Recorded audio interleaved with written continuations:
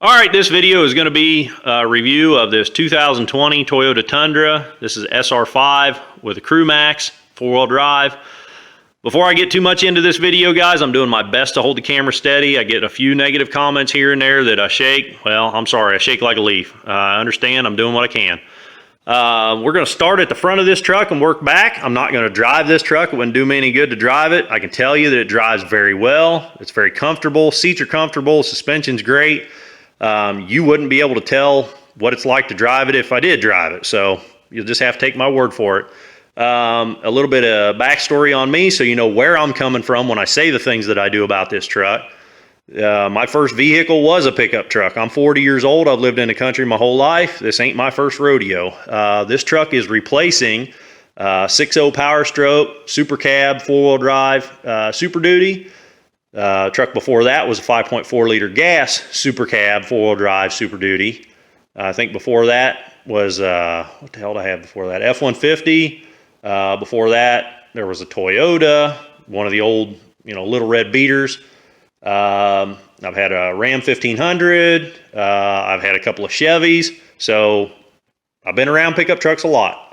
Nobody knows everything, but that'll give you a little bit of an idea, what I say and why I say it and kind of where I'm coming from. Let's just start at the front of this truck. I'm going to try to keep this quick and we're going to go back. So starting at the very front, it's a good looking truck. It's got a big ass grill. Lets lots of air in. I like that. That just makes sense to me. It's going to keep cool easier. The LED strip under the headlights is pretty cool. I mean, this is the most stripped down base model I could get. So that comes stock. That's a base. It's not an option. That's on all of them. You got fog lights down there. This truck on paper has 0 options. Somebody has put that running board on it. There were at least 3 dealerships that have had this truck before I bought it. There's a sticker on the back from one dealer. I found some paperwork inside from another dealer, and I actually purchased it from a different dealer. So at least 3 different dealers have had this, and I think one of them put that running board on.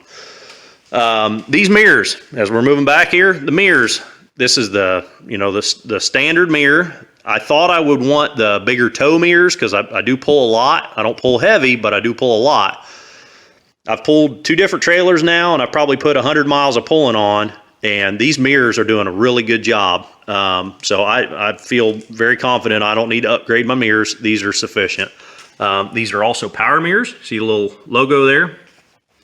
Or not power, excuse me. These are heated mirrors with that logo. They are also power mirrors, though. Inside, we'll just go around, wrap around. You got all 4 power windows. These windows go all the way down in the back. You got your power door locks. You got your mirror or your window lock. As far as the door locks and stuff, when you put this truck, now all of them seem like they're different, but when you put it in drive, it locks all the doors, and when you throw it up in park, it unlocks all the doors. Seems silly, but until you get a truck that does not unlock all the doors when you put it in park, that's the way my last one was. I'd throw it in park, I'd jump out, it would unlock my door, I'd go around to get my little girl out the other side, and her door would be locked still. So anyhow, when you put it in drive, all 4 lock. When you put it in park, all 4 unlock. So it's really handy. Here's your mirror controls, left and right, your power mirrors. This is the control for the interior dome light. This is a headlight adjustment that I have not fooled with. I guess if you're driving down the road and you're blinding people with your headlights, you're supposed to be able to roll this up and down and adjust the angle of your headlights. I'm scared of a lot of electronics, and that to me scares crap out of me. Now, that being said, Toyota uses proven technology. I saw some bad reviews online. Guys were doing reviews on YouTube even. And they were bitching about how, Toyota didn't come out with the newest, greatest, latest fangled technology. It's old technology. Well, that's proven technology. That's why I picked this truck over the damn F-150, because, all the F-150s got this, it's got a button for this, a button for that, all them buttons. That's just more opportunity for failure. And if it's cutting edge technology, it's not tested. This is all tested old school technology. And it's way over my head, a lot of this crap. So And again, this is a base model. This is the most stripped down model. So you're going to get at least this bells and whistles on any of these trucks that you look at. Any of these Toyotas are going to have at least this much stuff. This light is really cool. This is a control switch for the cargo light in the bed of the truck. The other day I heard a noise. I was pulling my boat home in the dark and I heard a noise. I was able to flip that light on and look in the mirror and at least tell that the boat was still back here. Now I can't see a whole lot, but I could at least flip that light on to see what was going on. That was kind of nice. Here's your fog light control. Here's your power rear window. That whole rear window goes down. The whole damn thing goes all the way down. And also you can see that it's got the lines in it for defroster. So it's a defrosted window. Moving to the steering wheel here, you got controls for volume controls for your radio. I don't know what this does. This is radio and Sirius satellite and all that bullshit over here on this screen. You can control it from here. This is your phone. This will Bluetooth, the truck Bluetooth with your phone, which is kind of nice. I got my phone Bluetooth to the truck, so when I make a phone call, I can do hands-free. The microphone is built in to the ceiling up here, and talking to my wife and kind of testing the system out, I've talked to her on the phone a few times now, and she can hear me very well. So the speaker and all that, it Bluetooths, it jives with, I've got an iPhone, but it jives with that phone really well. So I do like that.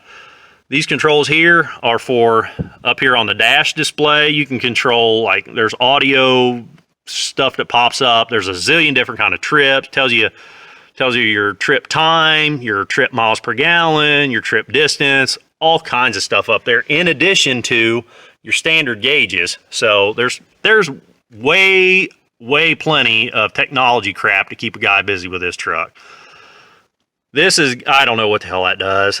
This is a back button for up here, I think, but I wouldn't swear to it. This is the radar function, or something to do with the radar in the cruise control. So this is your cruise control over here, this little stick. This has got something to do with, I've tested it, and it's a radar unit up here. How that works is you set your cruise control on, you turn that radar on, and if you're hauling ass down the highway and you come up on a semi, it's going a little slower than you are, the truck senses the proximity with this radar system, and it'll slow you down. Now, if you come up on somebody that's going real slow, or they slam on the brakes in front of you, the truck will automatically apply the brakes. And when I say apply, I mean it slams on the brakes. So as far as safety goes, I really like that. But again, technology, more crap to go wrong. We'll see how it does, as time goes on. This is a lane alert. You start drifting out of your lane, it'll beep at you. Now this truck, again, it's the most stripped down base model you can get. And I wanted that because I wanted the bench seat. It seems like that's the first upgrade that Toyota does. It's called an SR5 upgrade package. It's $949, and that removes that middle seat and puts a big console in there. I don't see any benefit to having a console there, because if I flip this seat down, now I got a console there. So I don't understand what the benefit of, paying $950 to do away with that is. There's storage in here. There's storage in here. Flip that up, there's storage under the thing. There's all kinds of storage here. But because this is the bench seat model, which is not really bench seats, it's two bucket seats with that little flat seat in between them. I guess that's a bench. So because of that, my gear shifter is on the column. On a console model, the gear shifter is down here. Now I have added this on. That's altogether different. Check my other videos for what I did there. But moving right along here, you get your brake controller. That works really well. When you hook up a trailer that does not have brakes, like on a 4-flat plug-in, the truck doesn't notice it. You don't have any brake controls, no big deal. When you hook up a 7-flat or a 7-round trailer that does have brake controls, it automatically recognizes it. It'll pop a little trailer light up here. It's a little silhouette of a trailer. And then when you adjust your gain, it pops up on the dash here, and you can adjust your gain up or down, and that works really, really well. I do like that. I love how that works, because I've been able to tune my trailer really, really precisely and make it ride really well, where the brakes are working like they should. They're not locking up on me all the time. So I'm real happy with that. Here's my 4-wheel drive controller. Simple. heater and AC function controls. I really like that. This is your backup camera or your backup monitor, as well as radio and I don't know, all this. Your phone can jive with this. With that Apple CarPlay, I think it's called. You can plug in your phone and put maps up here off of your phone. This is touchscreen, so like it's a little bit more than what I want. This is where you plug your phone in for that Apple CarPlay. Here's a charging port, USB charging port. There's 2 of them here. Here's your traction control on and off. And here's a 12-volt power socket. So that works out real good. Now I haul my little girl in here all the time, and you can see there's her booster seat. There's no manual shut off. On my old Ford, you stuck the key in and you could turn it off and on. On this truck, there's an automatic sensor in the seat. If she doesn't weigh enough, then it automatically turns the airbag off, and it'll say airbag off right here. So that's real nice. So it's safe for her to ride in the front seat. The glove box up there doesn't have a whole lot of storage in it. It's got user manuals and owner's manuals and stuff, but not a whole lot of storage besides that. Now I want to show you guys something that I think is very interesting. I don't like it, but I think it's interesting. This sticker. This is about 3 days into owning this truck before I realized this sticker was even up here. Now let me read it to you. Vehicle data transmission is on. Your vehicle wirelessly transmits location, driving, and vehicle health data to deliver your services and for integral research and data analysis. See Toyota.com. To disable, press Vehicle's SOS button. What that says is somebody is logging your data and they're watching what you're doing. So the radar thing there, the salesman even made a comment about if you ever get a crack in your windshield or something, he said watch who who replaces it. Make sure you just bring it back to Toyota or whatever, because that radar thing has a camera built into it. So that sticker tells us that it's transmitting GPS data to somebody. I don't know who. Somebody's watching. They can tell where I'm at, how fast I'm going. And if there's a camera in there, who's to say that it's not transmitting some kind of data from the camera? So they might be looking at what I'm looking at. I don't know. Just very interesting. I didn't know that when I bought this truck. Not to say I wouldn't buy it again, but you might find that interesting too. So the front seat is pretty much it. Got a couple of oh shit handles, one on up there and one right here. It's real comfortable to drive. Seats are really comfortable. It drives really good. Like I say, it drives very similar to, I feel, like my dad's F-150. Back here, these back doors are actually bigger than the front doors, which just interesting, I guess. Got your power window button, little speaker there. Really nothing going on. You got 2 cup holders there in the door. All 4 doors have 2 cup holders in them. You got your cup holders there, and there's cup holders in here. So if you don't have anybody riding in the middle, you got cup holders there. The word for this back seat is cavernous. It is humongous. It is way bigger than the back seat in my wife's SUV. My nephew kind of let it slip the other day. His mom and dad just bought a brand new F-250 crew cab. He kind of let it slip that it feels bigger than his F-250 crew cab. So he took that back right away. Oh, no, I guess it's not, but I don't know. It's comparable. We'll just say that. The seats back here are real comfortable. I rode back here a few times, just to ride back here, have the wife drive. As far as legroom goes, when I sit back here, I'm about 5'10", 5'10 and a half, something like that. There is at least a foot in front of my knees to get to this seat. So there is a tremendous amount of room back here. You got vents for the heat and AC back here. You got a little power port. You can shut your vents off. I think there's vents up under the seats too blowing out. So it's real comfortable riding back here. And again, you got a couple of handles for easy getting in and out. You know, you got the handle up there. And with that power window going down, if a guy had a cap on the back, you know, kids could be throwing shit back into the cap, I guess. Or, you know, when I was a kid, we used to ride back there. You know, Dad had a cap on the truck, and we used to ride in the back and Dad want a pop or something. You know, we'd be on a road trip. You'd hand a pop up to Dad, but of course that's all illegal now. But so inside, it's real comfortable, real quiet, rides great. This is going to seem silly, but it's got a gas cap. Now, that's going to seem real silly to a lot of guys. There's nothing to stop you from putting something in there.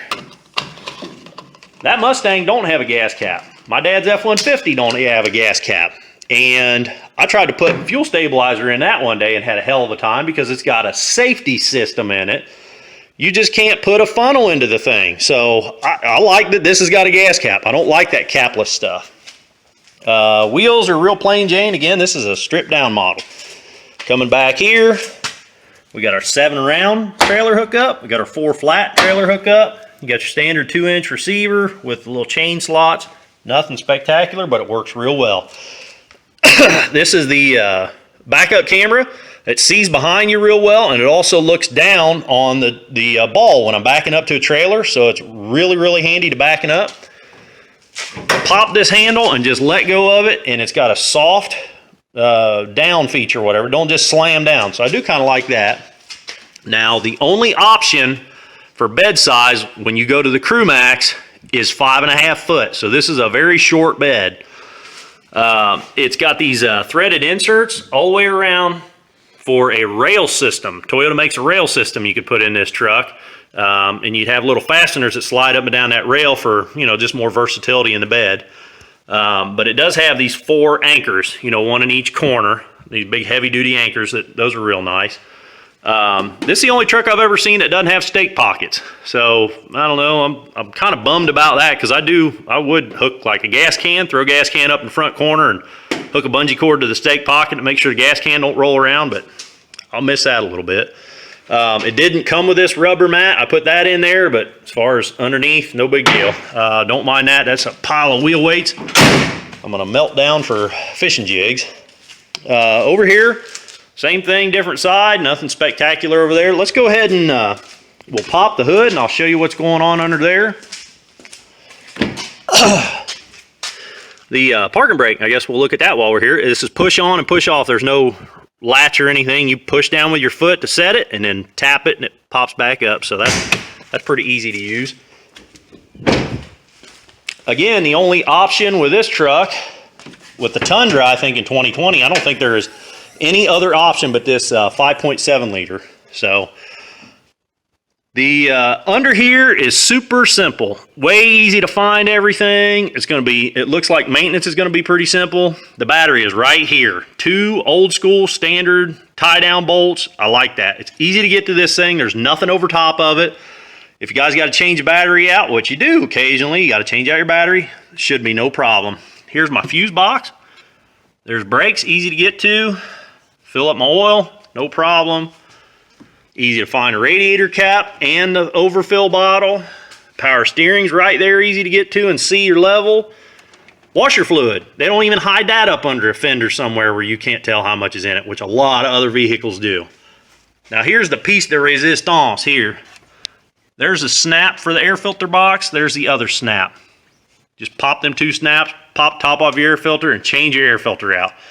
Now, that's going to seem real stupid to a lot of people until you get into a vehicle that you got to take half the freaking engine bay apart to get into your air filter. So, all this stuff seems real simple to to a lot of guys, but until you get into a vehicle that maintenance is a pain in the ass, you'll appreciate this then. So, real simple under here. And again, big radiator, a lot of airflow going through there. I like the setup. I like the setup all the way around on this truck. I've got no complaints. I've had this truck now for, I think we're going on about 4 weeks. About 450 miles, not quite 500 yet.